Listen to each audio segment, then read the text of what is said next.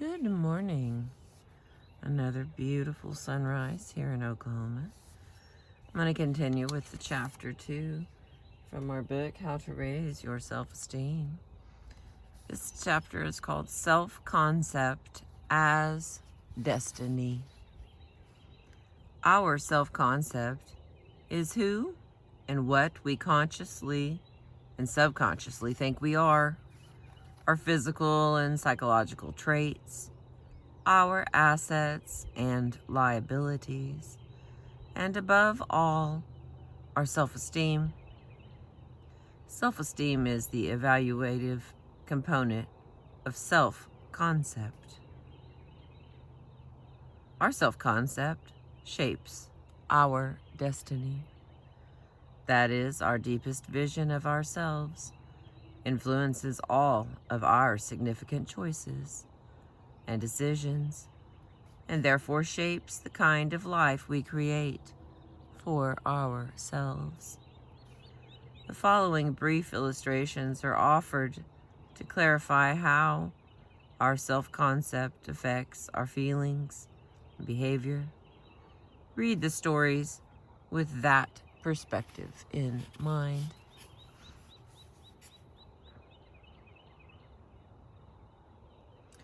Jane was a 34-year-old saleswoman in a large department store. Although she was in a relationship with a man she described as comfortable, she had never married.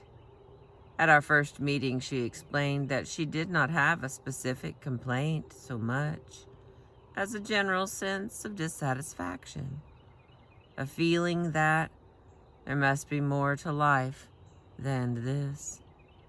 Then she added, "I'd like to understand myself better, and I'd like to learn to be more self-assertive." I asked her to close her eyes and enter the following fantasy. Imagine you are standing at the foot of a mountain, any kind of mountain you wish to create. There is a footpath leading up to the very top. You begin to walk. You feel the pull on your leg muscles as you climb. Are you there? Are there trees and flowers on the side of this mountain? As you climb, you become aware of something very interesting. All the fears and doubts and insecurities of your everyday life seem to fall away, like so much excess baggage you no longer need. The higher you climb, the freer you feel. As you approach the top of the mountain, notice that you feel almost weightless. Your mind is clear. You feel stronger, more sure of yourself than you have ever felt in your life. Imagine this state and explore it. Do you like it?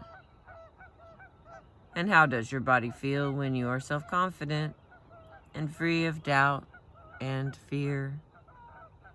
And now, you are just a few steps from the very top of the mountain. Now you stand on the top, looking out over the world. How do you feel? What is your sense of your relationship to the world now? What is it like to be without the old familiar insecurities? Take a few minutes to explore that. And now turn and begin your descent back down the mountain. And as you follow the footpath down, notice whether you bring your new strength and freedom with you, or whether you leave those feelings at the top of the mountain. Do the old weights return as you approach the bottom? And as you come back to the point at which you started, can you look at the world from a new perspective? How do you feel? What changes? Do you experience yourself differently? After a few moments, she opened her eyes. I loved it at the top. I felt like myself, yet it's a self I've never been, and I was lonely and frightened. And I heard my mother's voice saying, "You don't belong here." As I was coming back down the mountain, I felt the old heaviness returning, but not entirely. Something felt different. And there was a moment up there when I was free, really free. I knew I could do anything. Knew nothing was stopping me except me. I could really feel that, experience it, not as some kind of theory, but something real, something I felt in my body and saw with my whole mind, almost like a moment of intoxication, except that this intoxication didn't blind me to reality. It was more like a gaining of sight.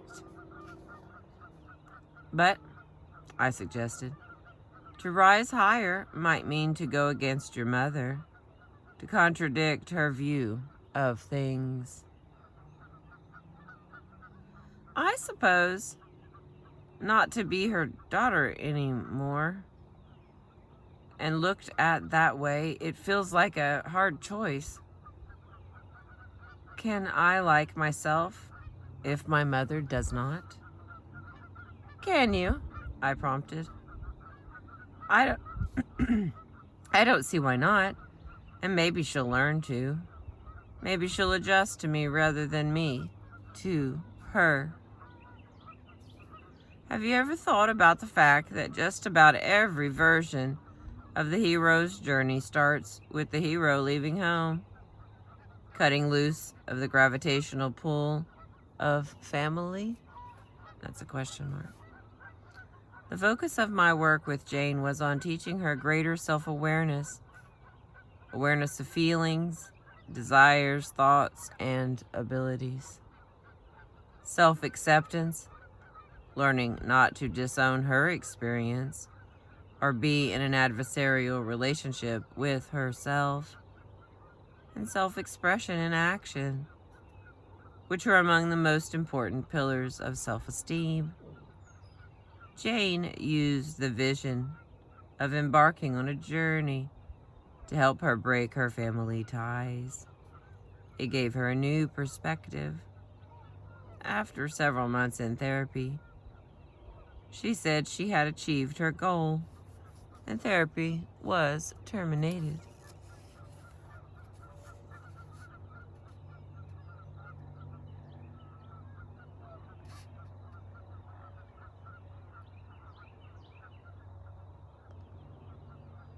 Maybe they think I'm like one lone goose over here just honking, and they don't know what I'm saying. So when I re-listened to the videos yesterday, I noticed that if I got quiet, sometimes they would quiet down. So some people believe that they're talking to me. Sometimes I think they're talking to me too. But see if I stop honking, maybe they will. You think they're just laughing at my jokes? I did get us a site where you can see the little, they're just like little dirt mounds in the river, but they've got different kinds of birds around them, and they seem to be disagreeable in the morning. But I know that my voice is low, so maybe they just think like that one goose is over there just honking.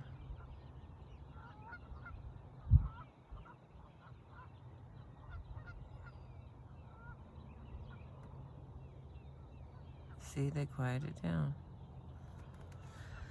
Okay, now let's continue. 6 months later, I received a cheerful letter in which she reported that a week after leaving therapy, she had quit her job to start her own retail business. Something I had wanted to do for years but hadn't the nerve. and her store was now prospering. In our family, women weren't supposed to have a head for business, but I am through with all that foolishness now. What I got from therapy is that my life belongs to me. Isn't that basic to self-esteem? And that if there's something I really want, why shouldn't I go after it? Now I'm ready to start thinking about relationships.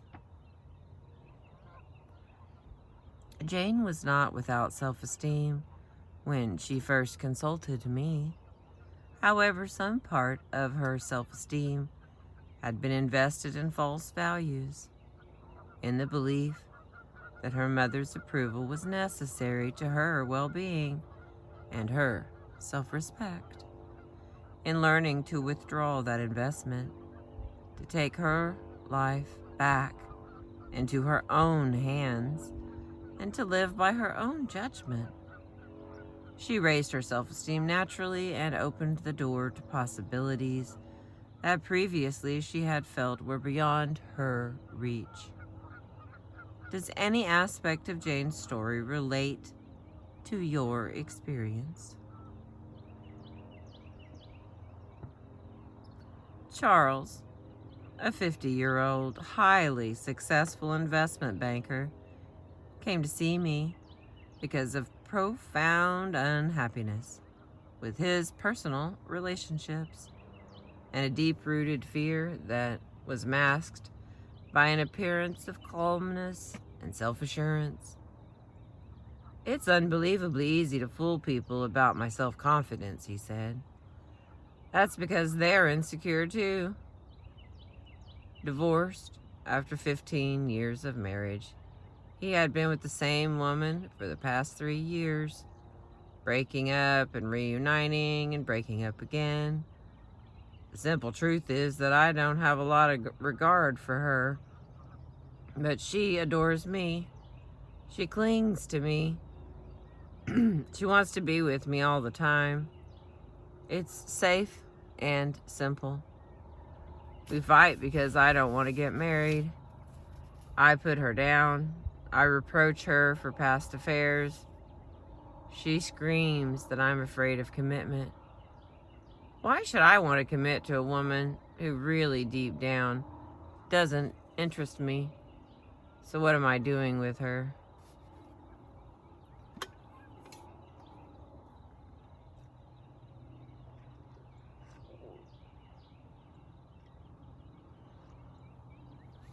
Excuse me, I had to wet my whistle. What I saw when I looked into the face of this middle-aged man with thinning hair was a young boy who was frightened, bewildered, anguished, and seemed to be reaching out for help from the depths of some nightmare of his past. I was perfectly willing to believe that was not how his associates saw him, but I wondered how they could escape seeing it. And I thought that his sense of invisibility could only be adding to his torment. The only child of impoverished Russian immigrants, he had been raised, he said, without love, without the slightest hint of warmth or affection, and with a good deal of humiliating physical brutality. But I knew I was smart, and I knew I could survive. I knew I could see things other people couldn't, like how to make money. I was running my first successful business when I was 14. I wanted money so I could be free. Today, I make a great deal. Operating in business is easy for me. I don't know why, but it is. The right moves just seem obvious in terms of my personal life. I tried a couple of times to confide in one of my partners about my insecurities. He laughed at me, wouldn't believe me, didn't even want to hear about it. I live in a 2-room apartment and I have no interest in personal amenities. I feel I don't deserve them. I feel I hardly deserve anything. You know what I like about you? You see my fear and my pain, and you believe it. You're not afraid of it. You don't try to change the subject.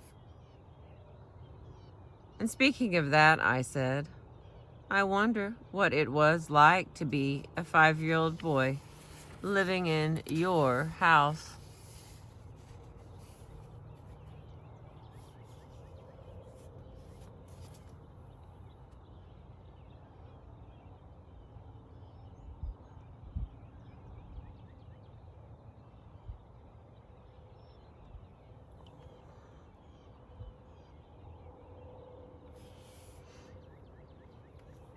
Tears came to his eyes as he told me the ways in which it had been truly terrible. As he spoke, the child he once had been emerged more and more clearly in his face.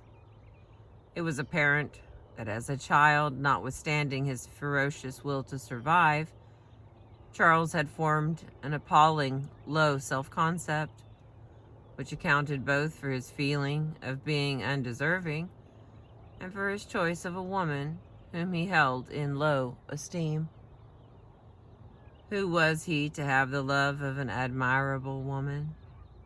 And while he allowed himself to make money, he did not allow himself to enjoy it. I decided that the child, or more precisely the child's self within the adult, held the key to reclaiming Charles' self-esteem. Since the concept of a child's self is important and will appear again later in the book, let us pause to understand it.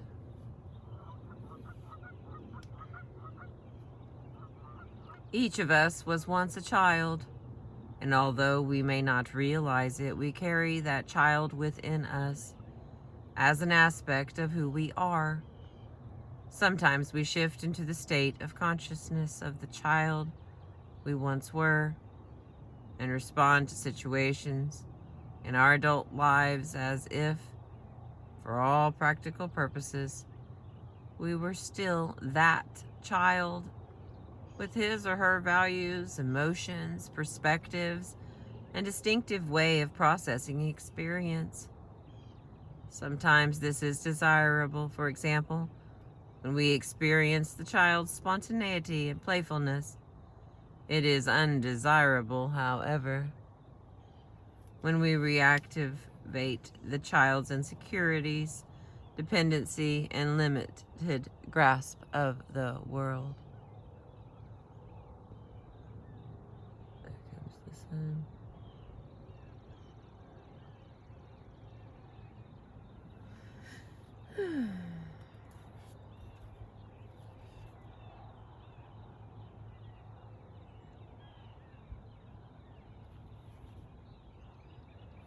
We can learn to recognize the child, make friends with him or her, and listen attentively to what the child needs to tell us, even if it is painful. We can allow the child, in effect, to feel welcome within us, thereby allowing the child's self to be integrated into our adult self. Or we can disown the child out of fear, pain, or embarrassment, making ourselves unconscious of his or her existence and needs.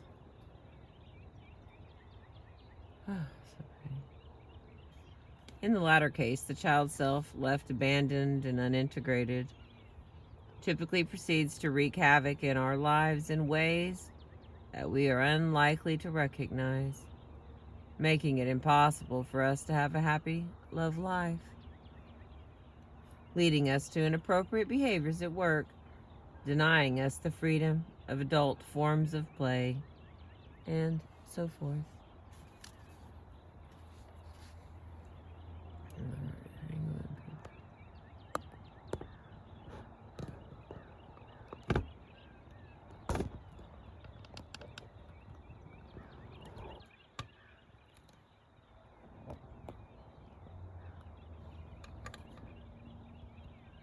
It does not look as outstandingly huge as it looks from right here.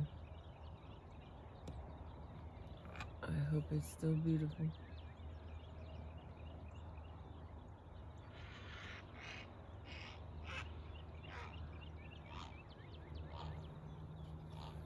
There goes a big boy.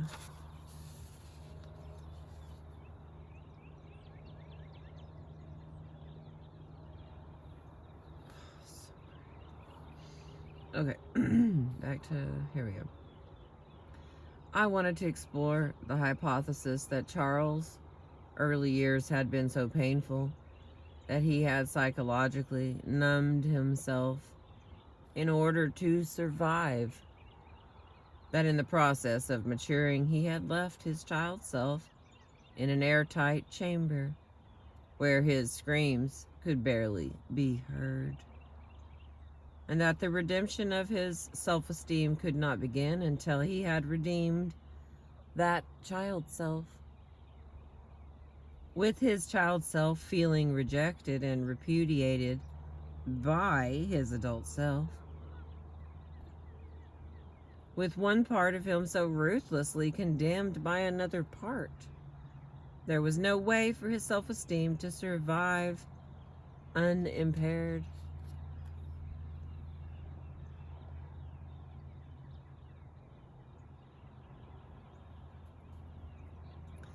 The early stages of therapy, therefore, concentrated on guiding Charles through his childhood years, allowing him to experience at deeper and deeper levels the indignities, the humiliations, and overall sense of danger and chaos that had formed his first impressions of life. This was accomplished principally through a sentence completion procedure that figures prominently in my method of therapy. I explained to Charles that I would give him a sentence stem, an incomplete sentence, and he would keep repeating that stem, finishing the sentence with a different ending each time, without worrying if every ending was literally true or if one ending seemed to conflict with another. Following are some excerpts from our early therapy sessions. I gave him the stem. If the child within could speak, he would say. And here are his endings. I'm afraid. I don't understand. Why is Mother always shouting at me? Why is Father hitting me? Why does nothing make sense? Why won't anyone play with me?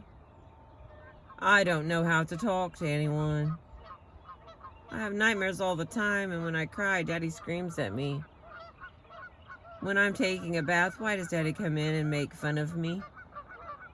Why does no one protect me? Then I gave him the stem. One of the things I had to do to survive was to be cautious, to not feel, to hide, to read, to keep my eyes open every minute, always be alert for danger, trust no one, learn to be independent. Then, in a later session, one of the things my child self needs from me is permission to be spontaneous, to listen, to make him feel safe, to let them cry, to hold them, not to punish them as Father did, to hear their pain, to comfort them, to be there, not to run away. If I were to be more compassionate and loving toward my child self, is the final one, I would let him play more. He would feel less alone. He wouldn't feel abandoned by everyone. I could be the parent I never had. I'd let myself enjoy things. I could make the world right for them. They could feel safe. We both could feel safe. I could heal them and myself. When we had explored these themes in some detail, I said to Charles, "Could you close your eyes, please, and imagine little Charles standing in front of you? And how is he looking at you? What is the expression in his eyes? And I wonder how you would feel right now if you were to reach out and lift him into your lap and just hold him. Let your arms tell him that he's safe and that you're there now, and that you'll always be there, that he can rely on and trust someone at last." I wanted Charles to experience his child self as a separate entity, while simultaneously retaining the knowledge that he was dealing with a disowned aspect of himself, which subsequently he would have to integrate. Charles began to weep softly. "He looks hurt and angry and distrustful and wanting so much to trust. This feels so good," he whispered. "That's right, and allow him to weep with you. The two of you are weeping together, really understanding things now, and so much more than can be put into words. Words are not necessary, and you can feel that." Through imagination and guided fantasy, Charles reached back in time to rescue his child self, to diffuse his pain, and to provide the comfort, support, and consistency that the child had never known. In so doing, Charles began to forgive that child, to forgive his child self, to understand that no forgiveness was necessary, for the fact that the child had not known how to cope any better than he did. The child was struggling to survive the only way he knew. And as this perspective became absorbed and integrated, Charles' self-esteem grew stronger. Charles began to appear at once more adult and more masculine. His child self added life to his face rather than pain. In the following weeks, he instituted more changes in his life, entirely on his own initiative. He began to dress better, no longer ashamed that he could afford expensive clothes. He moved from his modest apartment to an attractive home. He ended his unsatisfying 3-year relationship and began dating a woman of higher intelligence, achievement, and independence. He projected more energy and decisiveness. He looked more alive.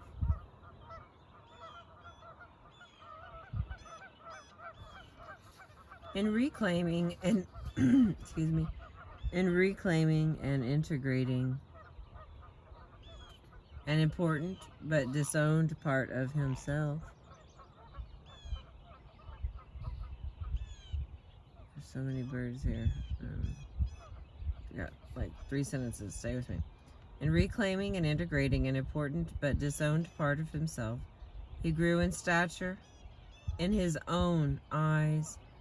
In transforming his self-esteem, he transformed his life. I suggest you take a moment to explore your feelings toward the child you once were and wonder about the role your child self might occupy in your life today. Okay, that's page 20. I've been reading How to Raise Your Self-Esteem by Nathaniel Brandon. I appreciate you. It was a beautiful morning. Thank you for letting me read to you.